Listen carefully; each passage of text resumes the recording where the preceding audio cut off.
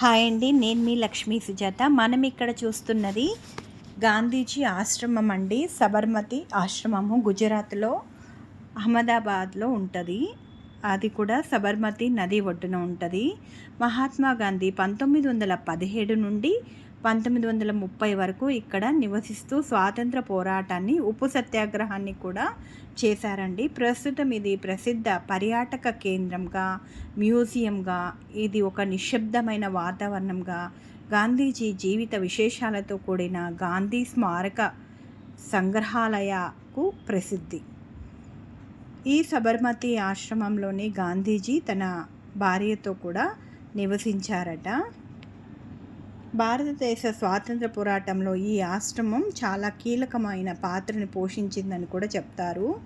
దండి యాత్ర మొదలైనవి ఇక్కడి నుండే, ఉప్పు సత్యాగ్రహము, దండి యాత్ర మొదలగునవన్నీ ఇక్కడి నుంచే ప్రారంభించారంట మహాత్మా గాంధీ. అందుకనే భారత ప్రభుత్వం దీనిని జాతీయ స్మారక స్థలంగా గుర్తింపునిచ్చి పర్యాటక క్షేత్రంగా అభివృద్ధి చేసిందండి. మరి గాంధీజీ గారి భార్య కస్తూరిబా కూడా ఇక్కడ దాదాపుగా కొన్ని సంవత్సరాలు అయితే నివసించారట. ఇక్కడ మ్యూజియం అయితే చాలా బాగుంది. తప్పకుండా మీరు అహ్మదాబాద్లో ఒకసారి వెళ్ళినట్లయితే తప్పకుండా ఇది విజిట్ చేయండి. సబర్మతి ఆశ్రమాన్ని విజిట్ చేయండి. గాంధీజీ గురించి అక్కడికి మనం వెళితే చాలా విశేషాలను సంగ్రహంగా తెలుసుకోవచ్చండి.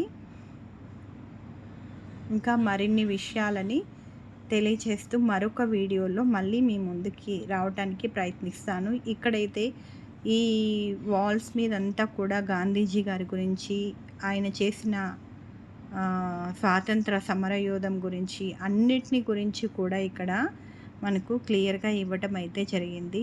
ఏదైనా కూడా మన కంటితో మనం చూస్తే కానీ దానిలోని అంతరార్థము, విశేషాలు అవి మనకు సరిగా బోధపడవు కదండి. ఆ విధంగా చూసినట్లయితే మనము ఇక్కడ వెళ్ళి మనం చూసినట్లయితే మనకి కరెక్ట్గా అన్ని విషయాలు తెలుస్తాయి. అలాగే మరిన్ని విషయాలని మనము ఇక్కడ చూడగలము. ఈ ఫొటోస్లో చూడండి, ఒక్కొక్క ఫోటోలో ఒక్కొక్కరి గురించి వివరిస్తూ చాలా సంగ్రహంగా ఉన్నాయి. తప్పకుండా ఒకసారి వెళ్ళినట్లయితే మీరు దీన్ని వీక్షించగలరు. అప్పుడు ఈ రాట్నాలు ఆయన అంటే నూలు బట్టలనే వాడాలి అని ప్రోత్సహించేవారు కదా. ఆయన వాడిన ఆ రాట్నాలు అయితే ఏమి, ఇంకా అప్పట్లో ఆయన వాడిన కొన్ని సామాన్లన్నీ ఇక్కడ ఉన్నాయండి. ఇవన్నీ కూడా గాంధీ గారు స్వయంగా వాడినవి. అందుకని వీటినన్నింటినీ కూడా ఇలాగా ఇక్కడ భద్రపరచడం అయితే జరిగిందండి. ఆయన అప్పుడు ఖద్దర్ బట్టలని, అంటే నూలు వడికి తయారు చేసిన బట్టల్ని ఆయన ఎక్కువగా వాడేవారు. ఆ విధంగా ఆ నూలు బట్టలు నేయటానికి సంబంధించినవి, అంటే ఆ నూలు కానీ అవన్నీ రాట్నాలు కానీ ఇక్కడ చాలా బాగా భద్రపరిచారు. ఆయన ఎవరెవరితో కలిశారు, ఎవరెవరితో కలిసి ఉప్పు సత్యాగ్రహంలో పాల్గొన్నారు, ఇవన్నీ కూడా ఇక్కడ నీట్గా ఇచ్చారు. తప్పకుండా ఒకసారి విజిట్ చేయండి. మరిన్ని విశేషాలు మనకి తెలుస్తాయి. నెహ్రూ గారు కూడా ఇక్కడ ఉండడం అయితే ఈ ఫొటోస్లో అయితే ఉన్నారు. ఇంకా చాలామంది పెద్దవాళ్ళు ఇక్కడ ఉన్నారు. తప్పకుండా విజిట్ చేయండి. వీడియో నచ్చితే లైక్ చేయండి, షేర్ చేయండి, కామెంట్ చేయండి. మీరు ఇచ్చే లైక్, కామెంట్, సబ్స్క్రిప్షన్ చాలా ఉపయోగపడతాయి. అంటే వీటితోనే ఏదో అయిపోతుందని కాదు. ఎవరైనా ఏ పని చేసినా కూడా ప్రోత్సహించడం అనేది మంచి అలవాటు కదా. సో దానికోసం చెప్తున్నాను. తప్పకుండా విజిట్ చేయండి.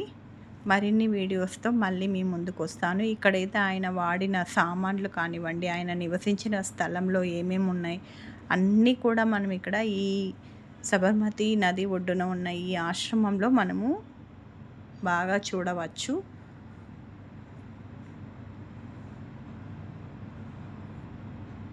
ఇంతేనండి. Thanks for watching. మీరు తప్పకుండా విజిట్ చేయగలరు ఈ ప్రదేశాన్ని. అప్పుడే మీకు గాంధీ గురించి ఇంకా మరిన్ని విశేషాలు, గాంధీజీ గురించి తెలుస్తాయి.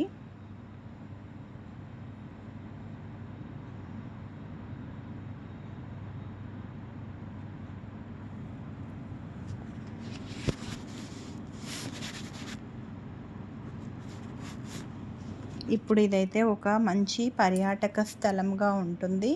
అలాగే నిశ్శబ్దమైన వాతావరణంలో చాలా బాగా మనకి మనసుకి ఆహ్లాదంగా ఉంటుందండి. తప్పకుండా విజిట్ చేయండి. థ్యాంక్స్ ఫర్ వాచింగ్ అండి. Bye bye. Thank you.